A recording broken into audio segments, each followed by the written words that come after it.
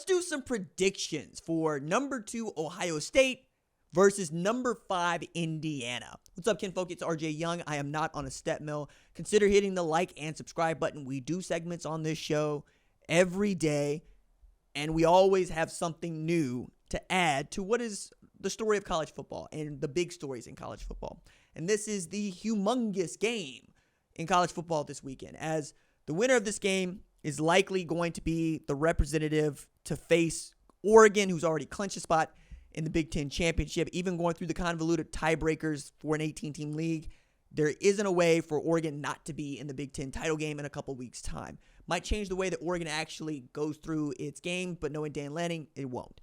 Even so, Ohio State already got to play Oregon, and we know Ohio State lost that game by a point in the final minutes of the game. It was kind of controversial at the end with 12 men on the field picking up a penalty and really having the clock run, and Will Howard sliding when he probably shouldn't have slid.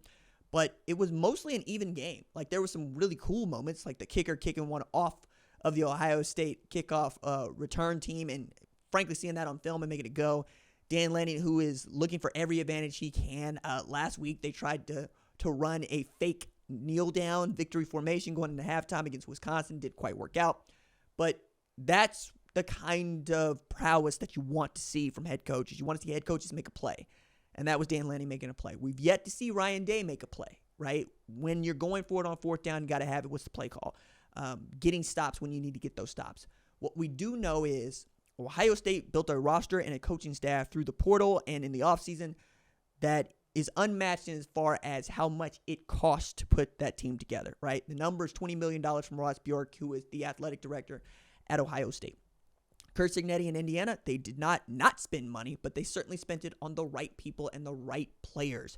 From Curtis Work to Amari Farrell to, my goodness, Omar Cooper, Elijah Surratt, Tyson Lawton, and Justice Ellison. We could keep going. Like, they got guys. Michael Kamara. They've got dudes that have been showing up in a very real way all year long. And this is their opportunity to show all of college football that it doesn't matter that we don't play nobody that you think is good. We're about to play somebody that you all acknowledge is the number 2 team in the country and is a very good football team, and took Oregon into the deep water in an away game.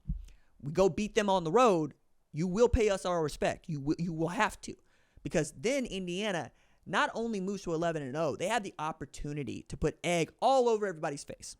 Notably, the College Football Playoff Selection Committee that has this undefeated 10-0 team ranked behind 9-1 Penn State, who couldn't even muster a single offensive TD against the Buckeyes, okay?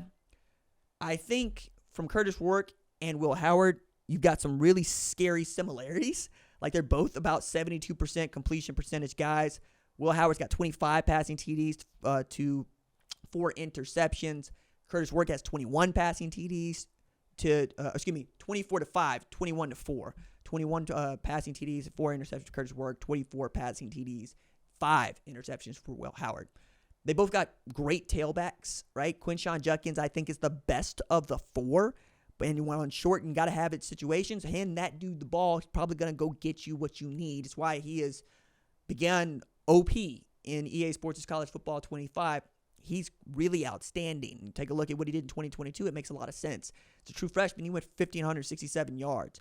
That's second best in the SEC all time behind Herschel Walker, who did it with 1,616 yards and identical amount of carries. I think they both had 274 that year.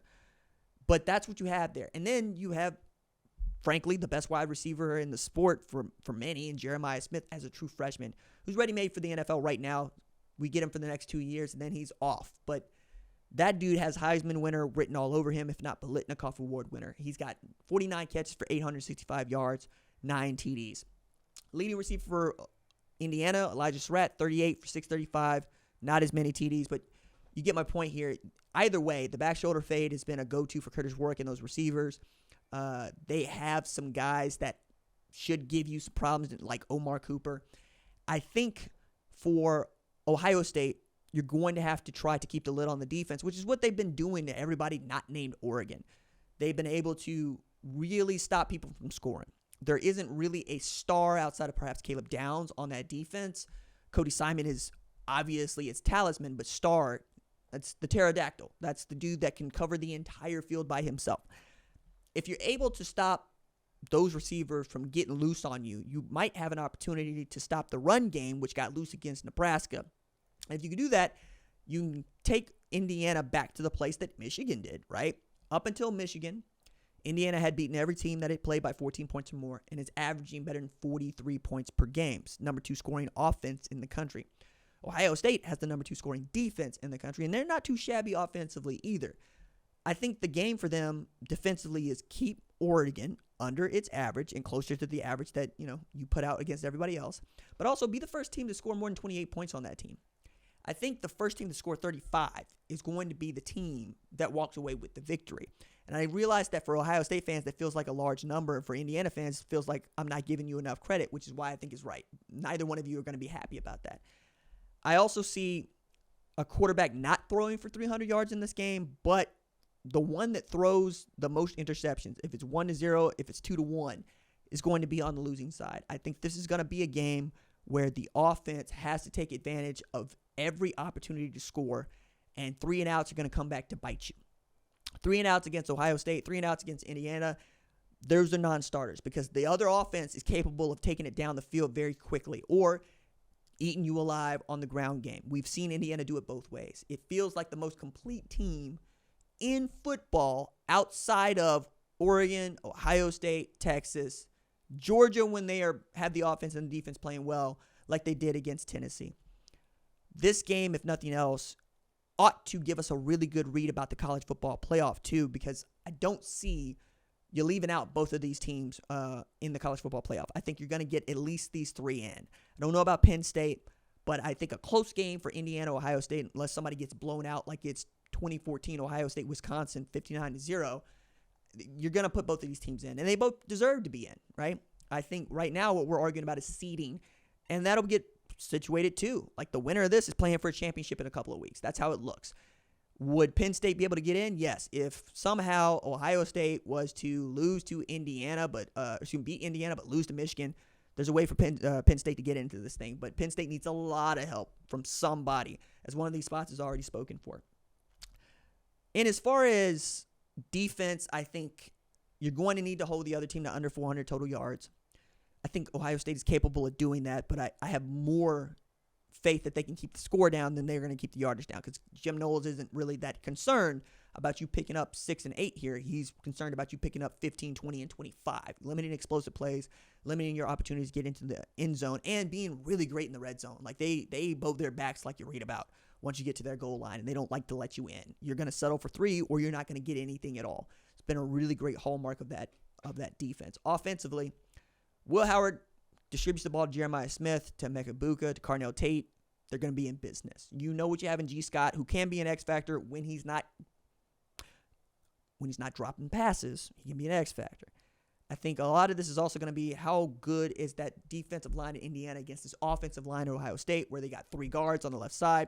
Donovan Jackson and that crew have been doing a great job, but are they going to be able to hold up against this great pass rush, because they weren't able to do it against a similar one like the one they faced against Oregon?